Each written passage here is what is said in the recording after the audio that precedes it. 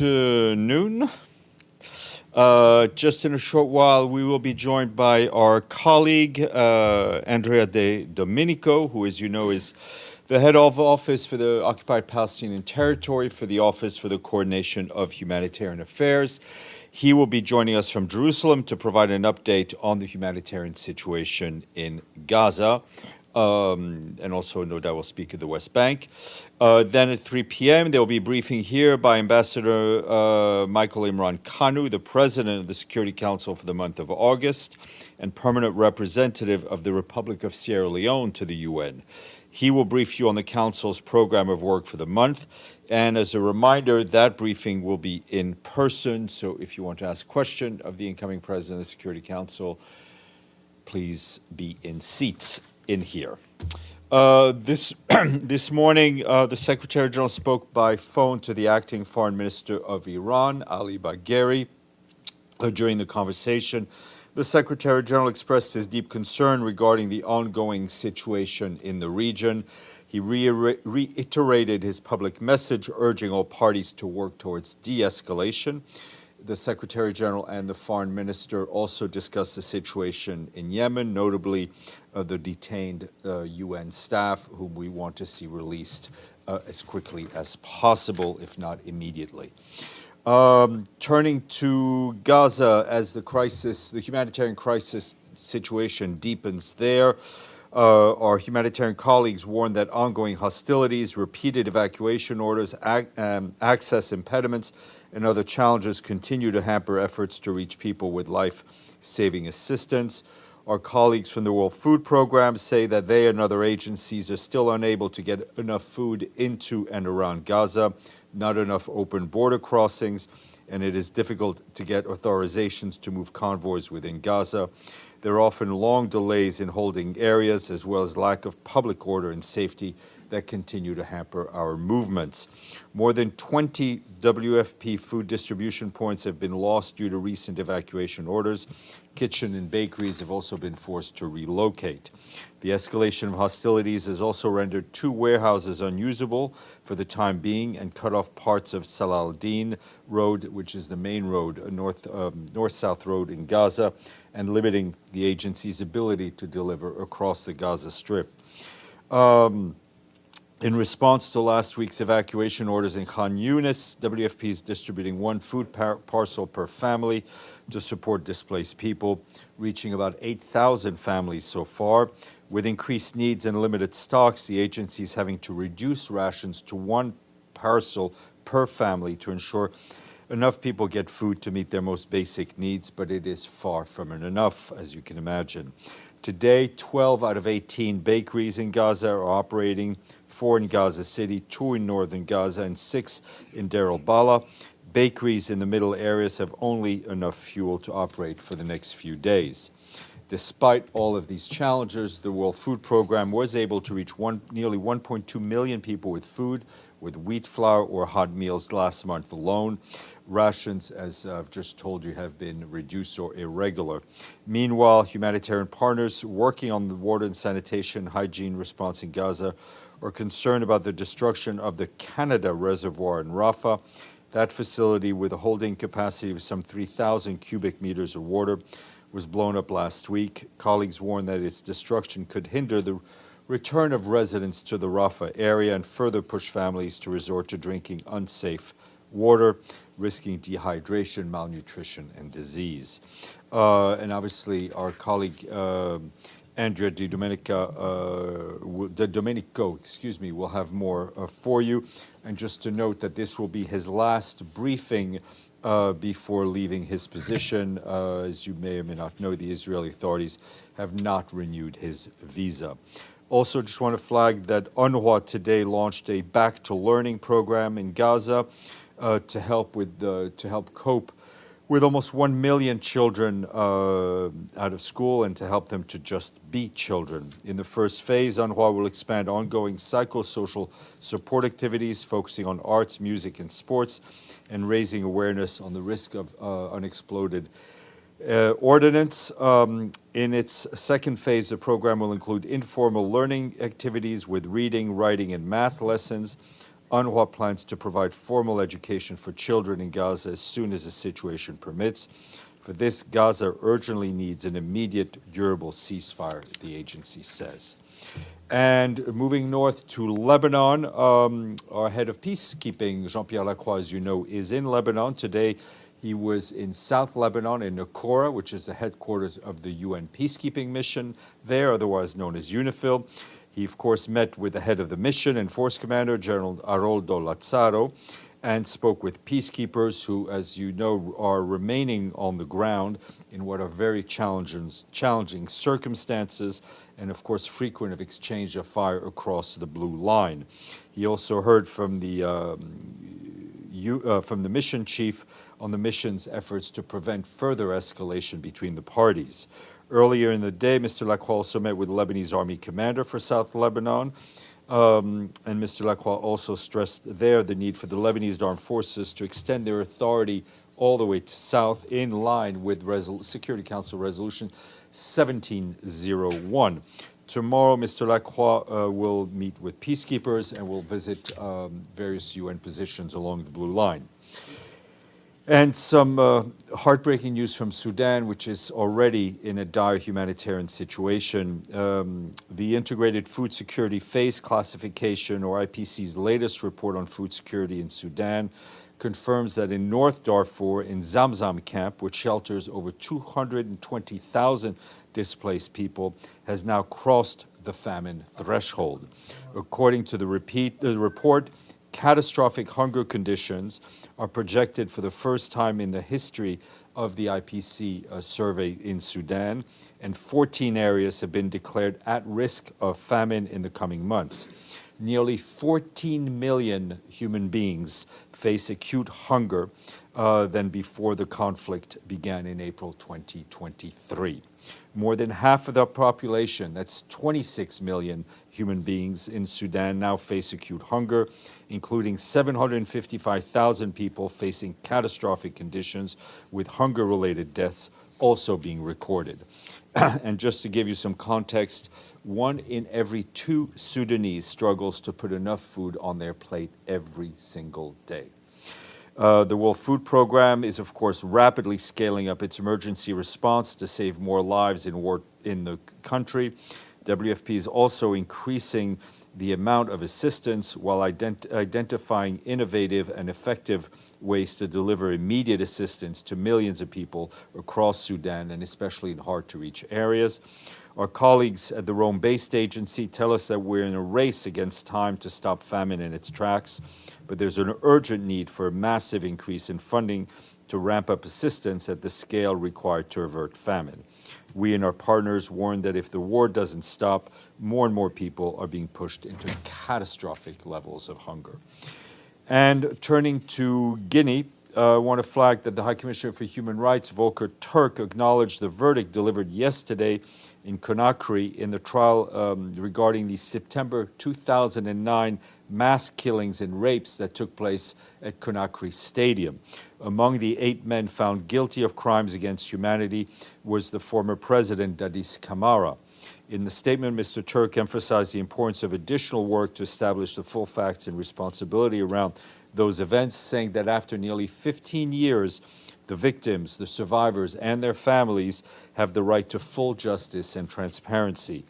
You'll recall that about a month after those events in September of 2009, a UN Commission of Inquiry was mandated to establish the facts and circumstances and to identify those responsible and make recommendations. For her part, Pramila Patten, the special representative from the Secretary General of Sexual Violence in Conflict, said the verdict sends a powerful message that impunity will not be tolerated and reaffirms a commitment of upholding the rights of survivors of sexual violence. Her office has supported this process in Guinea since 2011 and provided technical assistance throughout the investigation phase and in the establishment of a steering committee for the organization of the trial. A lot more information online. And coming back to this continent and the situation in Haiti, I can tell you that following the reduction of our staff footprint in Haiti back in March because of the unprecedented wave of insecurity, we have now systematically increased our presence on the ground. Meanwhile, the colleagues have continued engaging counterparts and implementing partners remotely. As of yesterday, about 55% of the UN's international workforce is now on the ground in Haiti to serve the Haitian people. All life-saving activities are ongoing and almost fully staffed, and the UN continues to provide urgently needed humanitarian support. While staffing requirements for what we call Program Criticality 1 work is almost fully met, efforts are ongoing to continue to increase our return to the levels that existed before March of this year. We continue to call for support on the ongoing crisis in Haiti.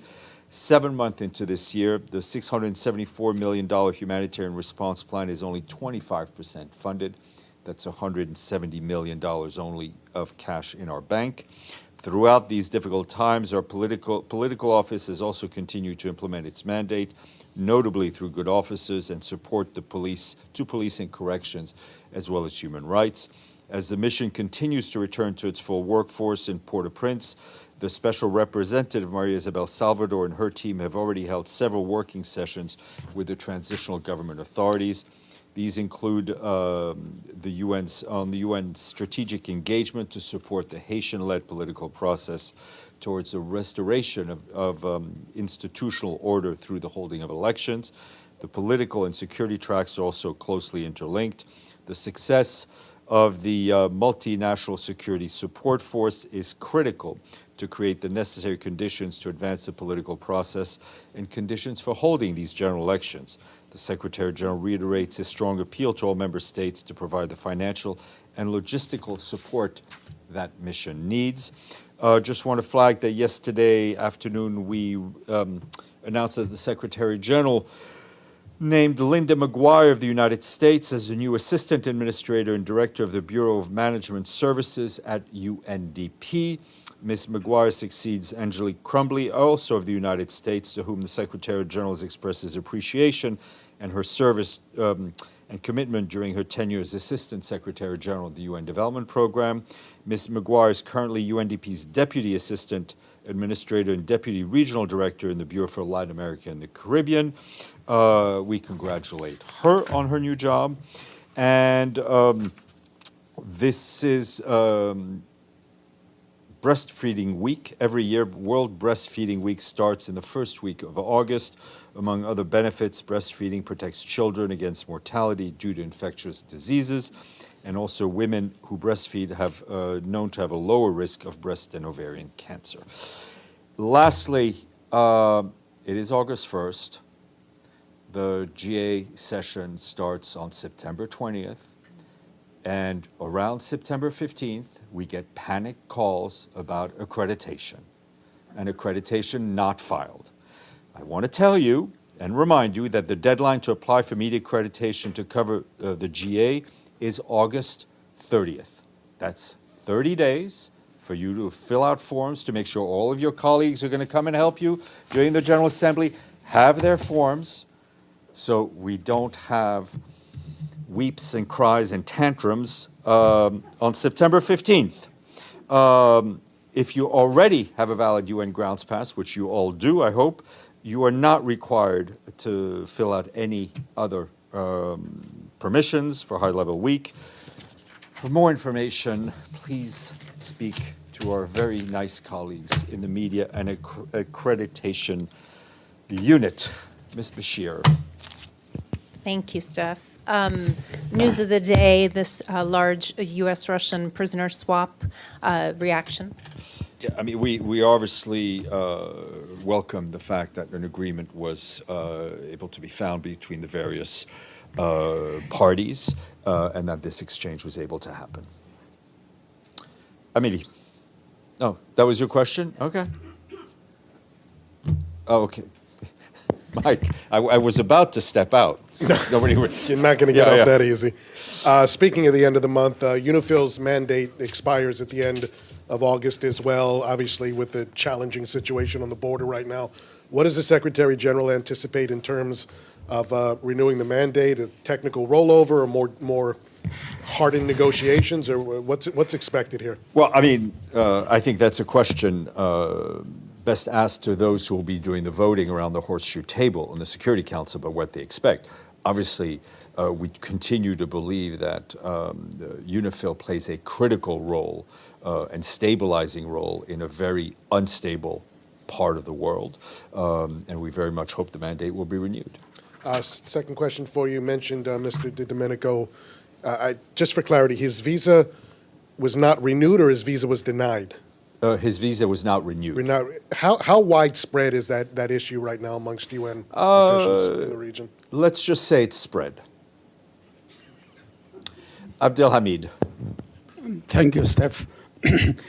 The attack on Majd al-Shams has not been verified. I mean, Hassan Nasrallah spoke today, and he denied any connection with that incident that killed about 12 children. We have UNIFIL and UNDOF. Did any of these UN missions verify who did that attack? Thank you. Look, we don't have the mandate to do this sort of forensic investigation. What we do know is that 12 people, mostly children and teenagers, were killed in an attack that can only be condemned unequivocally. Tony, and then Murad. Thank you. Shukran, Steph. My question is on Monsieur Lacroix's visit to south of Lebanon. Is he set to meet with any Hezbollah leadership while there, since he's working on the de-escalation along the border? I will share his appointments as we get them. I know he's met with, along with Janine Pleshy, our special coordinator for Lebanon and the head of UNIFIL, with the foreign minister of Lebanon. He also met with Prime Minister he's had others. Thank you. He's had other meetings. Our primary interlocutors is the government of Lebanon. If there's anything else, I will share it with you. Murad. Thank you, Stephen. Now, Iran, Hezbollah, and Houthis are threatening to react after the Israeli attacks in Tehran, Beirut, and Hodeidah. What's the SCG message to the all parties, and what should be done to ease the tension? Well, our message is that these counterattacks, and this endless cycle needs to stop. We need to see a de-escalation. We need to return to some sort of political negotiations on the various files in the region that are often intertwined in some ways. But we need political leaders to find the political courage to get back to political talks and to ensure the suffering stops of the civilians in Gaza, of the hostages, the Israeli hostages in Gaza who've been there, being detained for 300 days today, who we want to see released immediately. We want to see humanitarian aid get to the civilians in Gaza. We want to see the lives of Lebanese and Israelis which have been upended and who have suffered attacks as well on both sides of the blue lines. And I could give you more example. There needs to we need a return to discussions, to a political pathway. Deji. Yes, just one question. Do you have any update on the OIOS investigation on UNRWA? Nothing to share with you at this point, but hopefully soon. Linda. Excuse me. Thank you, Steph. Regarding the attack in Iran, I'm sorry. There seems You to be give a your little, microphone a little closer. there seems to be a little ambiguity about Israel's role at this juncture. Is the UN sense that we're operational view that Israel did? I said we can only go by whether, I mean, there have been all sorts of attacks that have been, in which people have died, that have not been officially claimed. We can only go by official statements. Mike.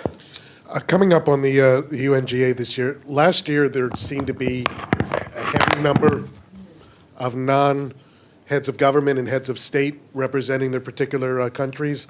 Is the Secretary General or UN officials making an effort, especially with the state of the world right now, to try to bring in more heads of government, more heads of state this year? We very much hope that every member state will be represented at the highest possible level, especially given not only what's going on in the world today, the fact that we have the Summit of the Future, which is critical to how this organization will function in the decades ahead. And these are issues that are often come up in the Secretary General's bilateral meetings. Okay, I will leave you in the first in the capable hands of my colleague Fahan, who will be here while Andrea gets online. Ms. Andrea, if we could put him up on the big screen. Good afternoon, sir. Excellent, Andrea. Nice to see you. We'll let you make some opening remarks, and then we'll take some questions. Thank you.